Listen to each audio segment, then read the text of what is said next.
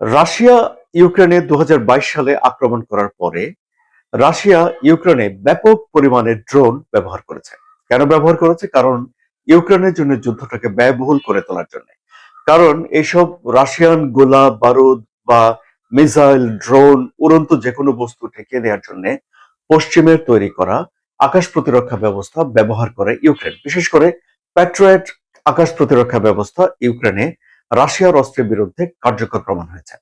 এবং এই যে ড্রোন যে অ্যাটাক গুলো করে, এগুলো বলা হয়ে থাকে যে ইরানের ডেভেলপ করা শাহেদ ড্রোন রাশিয়া ব্যবহার করে, এটি অভিযোগ রয়েছে।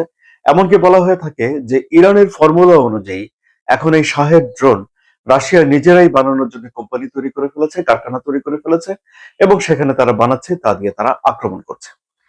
এখন জেলেনস্কি বলছেন যে তাদের যুদ্ধক্ষেত্রে পরীক্ষিত এই ড্রোন ঠেকিয়ে দেওয়ার প্রযুক্তি রয়েছে, সেগুলো দামে সস্তা।